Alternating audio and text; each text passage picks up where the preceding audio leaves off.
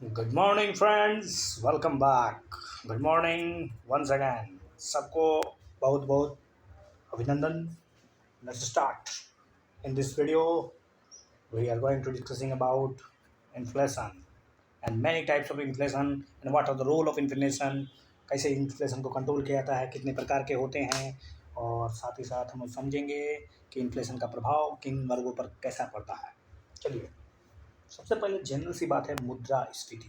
देखिए, मुद्रा जो स्फीति होती है वो क्या होती है, जिसको हम लोग जनरली इंग्लिश में इन्फ्लेशन कहते हैं और बहुत ही घरेलू भाषा में कहें तो महंगाई कहते हैं। ठीक है। महंगाई का सीधा सा मतलब होता है एक लंबी समय अवधि में जब देखिए, ध्यान रहे, ऐसा नहीं कि छोटे समय में, लंबे समय अवधि में। ठीक है। दीर्घावधि में, लंबे समय में अधिकांश चीज़ों की कीमत। ठीक है। अधिकांश चीज़ों की कीमत अगर बढ़ने लगे, सरप्लस हो जाए, महंगाई हो जाए, तो हम कह सकते हैं कि कहीं ना कहीं इन्फ्लेशन का। ठीक है। और ये लगातार होना चाहिए, लगातार वृद्धि होना चाहिए, लगातार। ठीक है, सक्सेसिव रूप से बढ़ते रहना चाहिए। इसी के साथ साथ क्या हो सकता है कि आप ये कह सकते हैं कि रुपये का जो मूल्य है वो नीचे जा रहा है, डिक्रीज करता जा रहा है। तो रुपये का जो क्रय शक्ति होता है, या कह सकते हैं परचेजिंग पावर, आपकी जो क्रय शक्ति है, आपकी जो खरीदने की क्षमता है वो घट जाती है। मतलब समझ लीजिए कि वस्तु वस्तु की कीमत लगातार बढ़ने लगी है, और एक वस्तु की नहीं, दो वस्तु की नहीं, अधिकांश वस्तु की, बास्केट ऑफ गुड्स की, ढेर सारी वस्तुओं का कीमत अगर लगातार बढ़ने लगे, लगातार बढ़ते जाए और एक निश्चित समय अवधि में हो ये सब घटना, तो ये इन्फ्लेशन का एक तरह से देख सकते हैं कि रूप है। ठीक है। चलिए, इन्फ्लेशन समझ में आ गया। अलग अलग मतलब ये कारण क्या हो सकता है, कारण तो बहुत पड़ेंगे, लेकिन जनरली अगर बोले तो वस्तु या फिर सेवा या फिर दोनों, उसकी जो आपूर्ति होती है वो जो होती है ना, वो डिमांड से बहुत ही कम हो जाती है। डिमांड माने मांग, मांग जो होता है वो बहुत ज़्यादा हो जाता है, आपूर्ति और वस्तु की सेवा की कम हो जाती है। तो ऐसी स्थिति में आप समझ सकते हैं। ठीक है। जैसे सपोज 12 केले, यानी 12 केले कहें या फिर 1 दर्जन केले कहें, उसकी कीमत अगर 10 रुपया है, अगर वही 12 केला आपको अगर आज 20 रुपये में मिल रहा है, तो आप समझ सकते हैं कि कितना परसेंट वृद्धि हुआ। 20 में से 10 घटाइए, और शुरुआत में 10 था, यानी सीधा सीधा 10/10, यानी 100%, 100% इन्फ्लेशन है। ठीक है। जनरली 100% इन्फ्लेशन हुआ तो बहुत घटिया हो जाएगा। अब आते हैं हम लोग मुद्रास्फीति के और दूसरे जो भाग हैं, उसमें हम आते हैं कि डिस इन्फ्लेशन। देखिए, कुछ शब्दावली है ना, वो आप अच्छी तरह से रट लीजिए अच्छे से। ये डिस इन्फ्लेशन, डिस इन्फ्लेशन। देखिए, यहाँ पर डिस लिख रहा हूँ मैं, ध्यान दीजिए। डिस इन्फ्लेशन, डिस इन्फ्लेशन में क्या होता है ना, कीमतों को धीरे धीरे घटाया जाता है और समान स्तर पर लाने की कोशिश की जाती है। मतलब आप समझ लीजिए कि इसमें कीमतें जो होती है, पहले तो आप चढ़ाई गया, ऊंचाई पे गया, और फिर धीरे धीरे गिर रहा है, गिर रहा है, गिर रहा है, गिर रहा है, गिर रहा है, गिर रहा है, गिर रहा है, लेकिन नेगेटिव नहीं आया है। ठीक है। तो इसमें मुद्रास्फीति की दर कम होती है। जब मुद्रास्फीति की दर कम होने लगे, ठीक है, दर धीरे धीरे गिरने लगे, किंतु सकारात्मक बना रहा है, अभी तक पॉजिटिव ही है। ठीक है, अभी भी पॉजिटिव ही बना हुआ है, नीचे तो आया नहीं है। तो ये पॉजिटिव है लेकिन गिर रहा है। तो ऐसी अवस्था को आप कह सकते हैं कि डिस इन्फ्लेशन है। ठीक है। ध्यान रहे, ये डिफ्लेशन नहीं है, this is not a deflation, बल्कि ये डिस इन्फ्लेशन। ठीक है। और इसमें सरकार जो होती है, सरकार मतलब अपनी मौद्रिक नीति या फिर राजकोषीय नीति का सहारा लेती है और जानबूझकर ऐसा कोशिश करती है कि वो डिस इन्फ्लेशन की ओर थोड़ा सा अपने कदम बढ़ाए, क्योंकि अगर बहुत ज़्यादा मुद्रास्फीति होगी तो वो भी संकट में है। इसलिए थोड़ा थोड़ा धीरे धीरे करके रेटों को, चीज़ों की कीमतों को नहीं बल्कि चीज़ों की मुद्रास्फीति की दर को कम किया जाता है, वो है डिस इन्फ्लेशन। अब आते हैं हम डीफ्लेशन के बारे में। डीफ्लेशन, ध्यान से देखिए, ये यहाँ मैंने लिखा डीफ्लेशन। जब बात अगर डिफ्लेशन की हो तो इसमें आपकी वस्तु की कीमत, नॉट मुद्रास्फीति की दर, वस्तु की कीमत जो है, ठीक है, घटने लगे। जब वस्तु की कीमत गिरने लगे, ठीक है, तो इसमें मांग जो होगा ना, वो क्या होगा, घट जाएगा। सप्लाई से, सप्लाई ज़्यादा हो गया मांग कम हो रहा है, वस्तु की कीमत तो गिरेगी ही। ध्यान रहे, यह मुद्रास्फीति के जो आपने पढ़ा था पहले, मुद्रास्फीति, ये मुद्रास्फीति के जस्ट क्या है, अपोजिट है। ठीक है, ये जस्ट अपोजिट है, इसको हम लोग अस्फीति बोलते हैं, अस्फीति। Okay, good. तो मुद्रास्फीति के ठीक जस्ट अपोजिट क्या है, डिफ्लेशन। मुद्रास्फीति के ठीक जो उल्टा है डिफ्लेशन। डिफ्लेशन, कीमतें घटने लगती हैं, मांग कम हो जाता है। ठीक है, लेकिन याद रखिएगा सबसे इम्पोर्टेंट बात, देखिए ये है इन्फ्लेशन, ये है डिस इन्फ्लेशन, और ये है अभी तक डिस, लेकिन ये क्या है, ये यही तो है, ये है इन्फ्लेशन, ये है डिस इन्फ्लेशन, और ये है डी इन्फ्लेशन। यही ग्राफ है। ठीक है, तो इसमें कीमतें जो होती है, मतलब आप समझ लीजिए कि मुद्रास्फीति की जो रेट है, रेट ऑफ इन्फ्लेशन नहीं, रेट ऑफ इन्फ्लेशन जो है वो आपका नेगेटिव में हो जाता है, नेगेटिव नेगेटिव नेगेटिव हो जाता है, नेगेटिव हो जाता है। ठीक है, ओके। अब आते हैं हम लोग रिफ्लेशन के बारे में। रिफ्लेशन, देखिए ये एक तरह से कह सकते हैं सरकार जानबूझकर, ठीक है, क्योंकि मुद्रास्फीति अगर मतलब डिफ्लेशन आने लगे तो डिफ्लेशन बहुत अच्छी चीज़ तो है नहीं, क्योंकि आपको पता है डिफ्लेशन में वस्तु की कीमतें बहुत गिरने लगती है और मुद्रास्फीति की तरफ नेगेटिव में चली जाती है, मांग पूरा तरह से गिरने लगता है, मंदी जैसी स्थिति आने लगती है। जब मंदी जैसी स्थिति आएगी तो स्वाभाविक है लोगों के द्वारा चीज़ों का डिमांड नहीं होगा। जब लोगों के द्वारा चीज़ों का जब डिमांड ही नहीं होगा तो स्वाभाविक है निवेशक हतोत्साहित हो जाएंगे, वो चीज़ों का उत्पादन बंद करने लगेंगे, कर्मचारियों को निकालने लगेंगे। इससे आप देखेंगे बाजार या अर्थव्यवस्था रुक सी जाएगी और आप बेरोजगारी के शिकार हो जाएंगे। तो इसी स्थिति को बाहर निकलने के लिए सरकारी कदम उठाया जाता है और उसके बाद एक संदर्भ में आता है रिफ्लेशन। तो रिफ्लेशन का मतलब है मुद्रा संस्फीति, संस्फीति। ठीक है, मुद्रा संस्कृति, ये मुद्रा संस्कृति कहलाता है हिंदी में। इसमें क्या होता है, तब डिफ्लेशन को नियंत्रण करने के लिए, डिफ्लेशन को एक तरह से कंट्रोल करने के लिए, ठीक है, डिफ्लेशन को कंट्रोल करने के लिए चीज़ों की कीमतों को धीरे धीरे धीरे धीरे धीरे धीरे करके, देखिए ये जो स्थिति है ना ये वाला, तो उसको धीरे धीरे करके कीमतें इसको धीरे धीरे करके बढ़ाया जाता है, धीरे धीरे करके बढ़ाया जाता है। ठीक है, और एक अपने समान स्तर पर लाने की कोशिश की जाती है।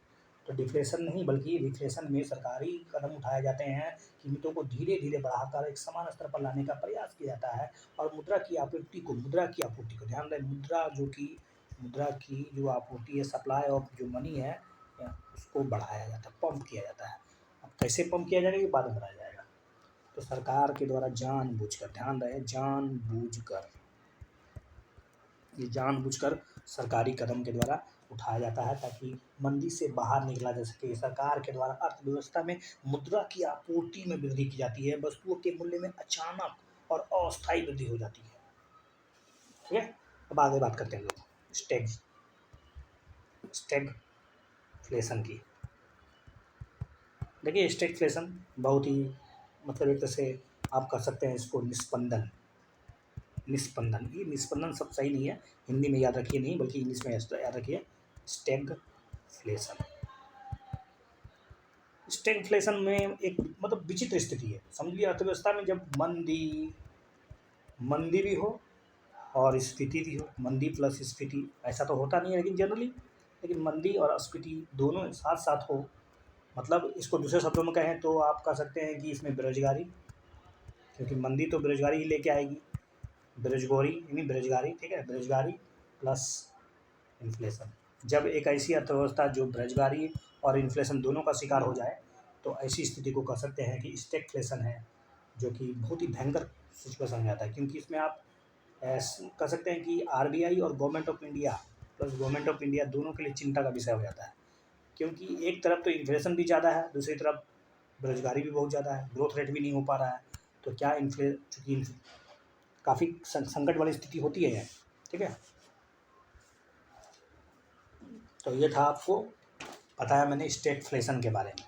ओके, अब मैं बता रहा हूँ आपको एक नया टॉपिक, स्क्यू इन्फ्लेशन।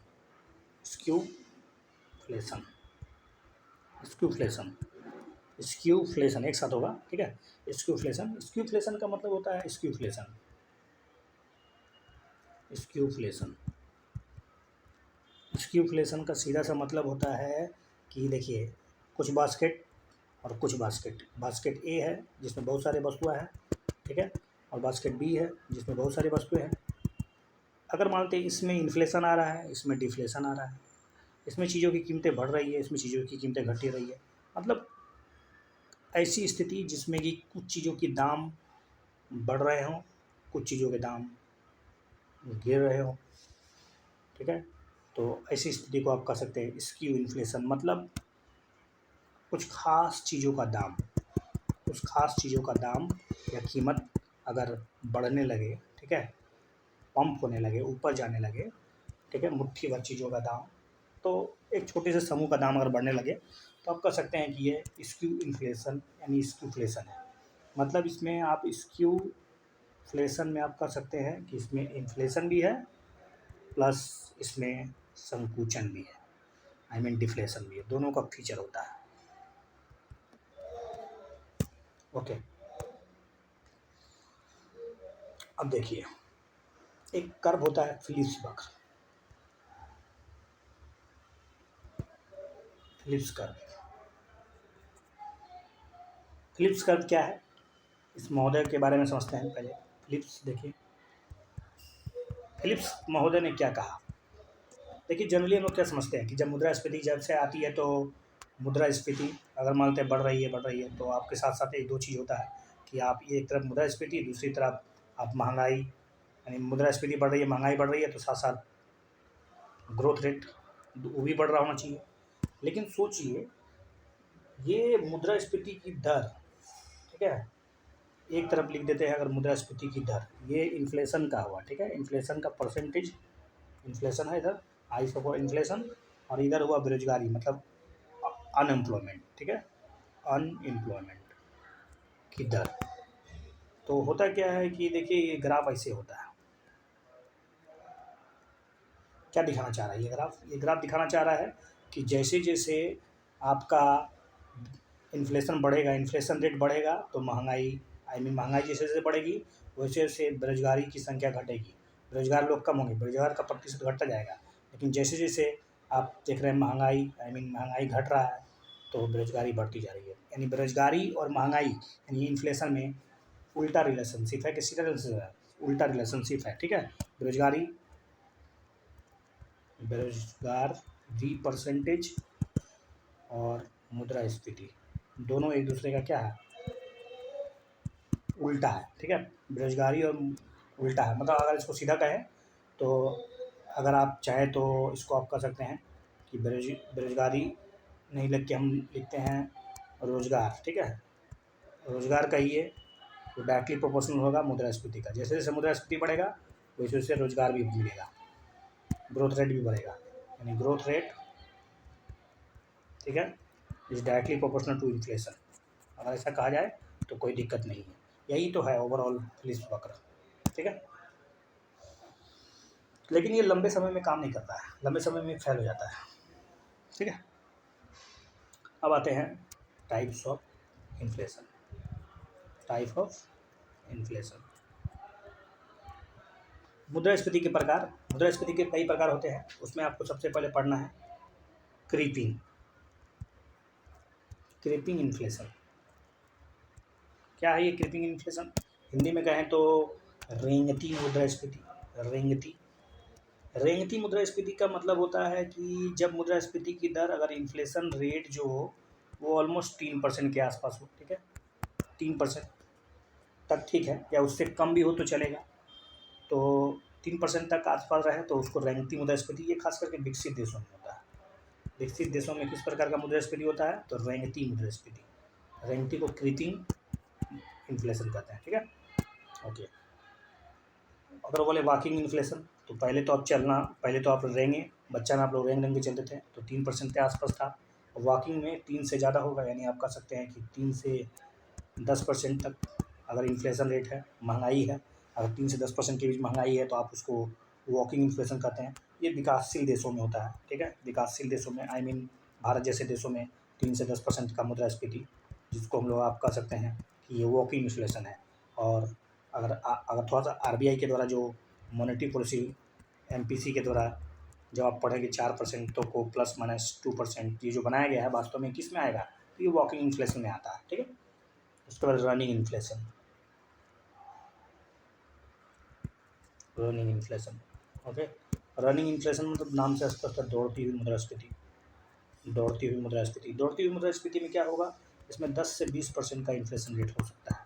अगर दौड़ती हुई मुद्रास्फीति को कंट्रोल नहीं किया जाए तो आगे चल के बहुत खतरनाक हो सकता है, और फिर जाके वो हो जाएगा गैलोपिंग, ठीक है। गैलोपिंग मुद्रास्फीति मतलब समझ लीजिए कूदती हुई, कुदुक के चलेगी, कुदुक के बहुत बढ़ जाएगी, बहुत हाई चल जाएगी। और इसमें क्या हो जाएगा, 20% से लेकर 100% तक हो सकता है, या 99% तक हो सकता है, ठीक है। 99%, 20 से लेके 99% तक 2 अंकों के बीच मुद्रास्फीति हो जाए तो आप कह सकते हैं कि ये गैलोपिंग या ओवर इन्फ्लेशन, इसको ओवर इन्फ्लेशन भी कहते हैं, ठीक है। एक होता है हाइपर इन्फ्लेशन। हाइपर इन्फ्लेशन में क्या होता है, जब मुद्रास्फीति 3 अंकों तक बढ़ने लगे, 3 डिजिट को पार कर जाए, 3 डिजिट को पार कर जाए, मतलब 100 से लेके आगे जितना भी 100% से लेके 200%, 500%, 1000%, 1,00,000%, 1,00,000 परसेंटेज मुद्रास्फीति बढ़ जाए, तो ऐसी स्थिति में समझ लीजिए कि पूरा अर्थव्यवस्था ही डामाडोल स्थिति में चला गया है। और ऐसी मुद्रास्फीति सिर्फ बढ़ती ही नहीं है, बल्कि होता क्या ना, अचानक रातों रात, मतलब अचानक रातों रात, ठीक है। रातों रात क्या हो जाता है, इसके प्राइस में एकदम बम्पर उछाल हो जाता है।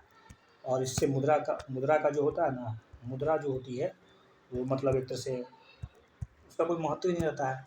उसको लोग मतलब कोई महत्व मतलब बेकार मुद्रा, मतलब उसको समझे पत्र मुद्रा बोलते हैं, बेकार मुद्रा बोलते हैं, ओके।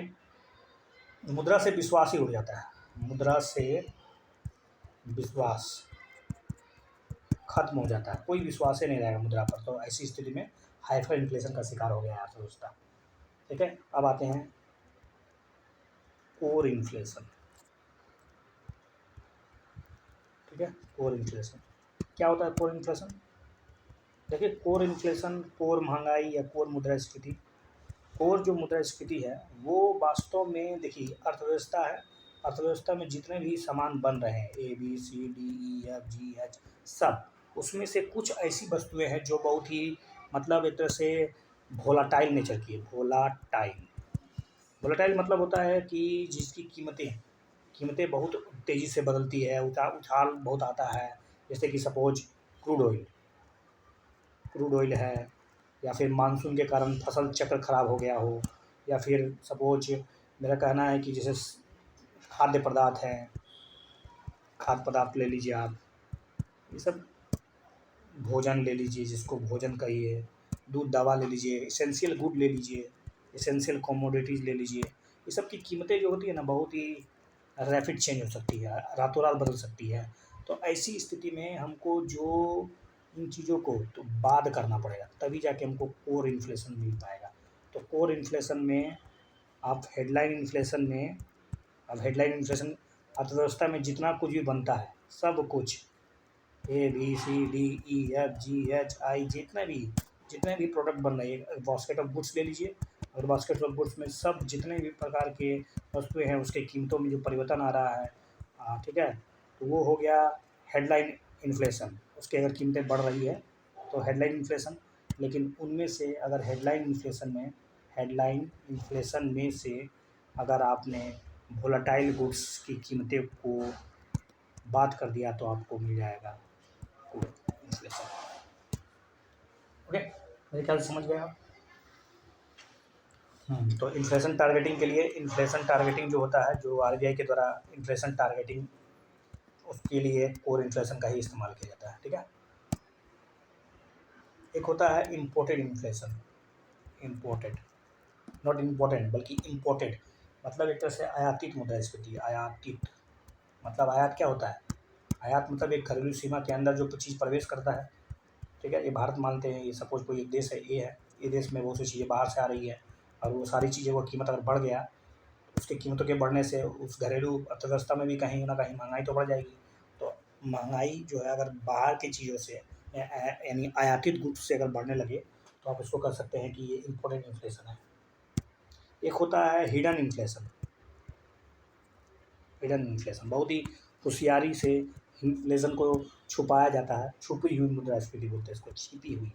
होता क्या है कि सपोज़ ए एक वस्तु है, बी एक वस्तु है, सी एक वस्तु है, इनकी चीज़ें अगर सपोज़ ये 100 ग्राम की बन रही थी और इनकी कीमत अगर ₹20 थी, ठीक है? तो इसकी कीमतों को बिना बढ़ाए अगर इसकी क्वालिटी को मतलब घटिया कर दिया जाए या इसके मतलब क्वालिटी और क्वांटिटी की मात्रा को कम करके बिना कीमत को बदले हुए जो इन्फ्लेशन को लाया जाता है, जिससे इन्फ्लेशन पैदा होता है, तो कीमत में कमी के बावजूद मतलब बिना कमी के, ठीक है? मतलब कीमत में कमी के बावजूद भी कीमत गिर रही है, तो इन्फ्लेशन तो होना नहीं चाहिए था। लेकिन क्वालिटी में तो आपने अंडर एस्टिमेट कर दिया, क्वालिटी में कंप्रोमाइज़ कर दिया। क्वालिटी के साथ-साथ क्वांटिटी में भी आपने अगर कंप्रोमाइज़ कर दिया, तो उसको हम लोग कहते हैं हिडन इन्फ्लेशन। इसी के संदर्भ में अभी हाल में बहुत चर्चा में है, उसको हम लोग कौन-सा इन्फ्लेशन कहते हैं? जैसे कि सपोज एक लेस का पैकेट है, लेस के पैकेट और ये अब एक लेस का पैकेट है, तो पहले लेस के पैकेट में अगर 50 पीस होता था टुकड़ा, लेस के टुकड़े, तो अब उसमें मतलब सपोज 40 पीस है, कीमत अभी भी ₹20 है, अभी भी इसकी ₹20 है, तो कीमत में तो कोई बदलाव नहीं आया है। लेकिन इसमें क्वांटिटी की मात्रा घटा दी है, तो एक प्रकार का हिडन इन्फ्लेशन है। ये एक प्रकार का हिडन इन्फ्लेशन है और इसी को एक नया नाम दे सकते हैं आप, shrinkage inflation, SHRINK, shrink inflation, ठीक है? अभी बहुत पेपर में इसमें छापा हुआ है, श्रिंकेज इन्फ्लेशन, श्रिंक इन्फ्लेशन, ठीक है? उसके बाद है स्ट्रक्चरल इन्फ्लेशन।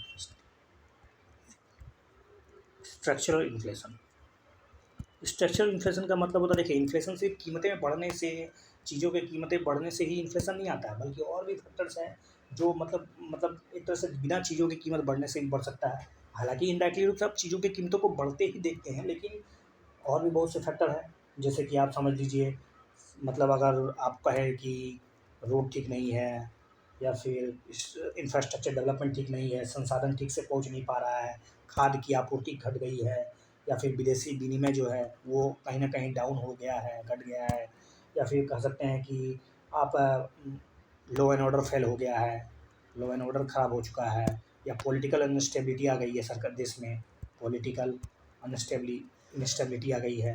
तो ये सब जो है ना, कहीं न कहीं संरचनात्मक स्ट्रक्चर इन्फ्लेशन को पैदा कर देता है। Okay?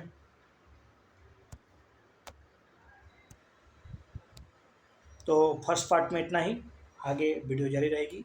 Thank you for watching this video once again. धन्यवाद।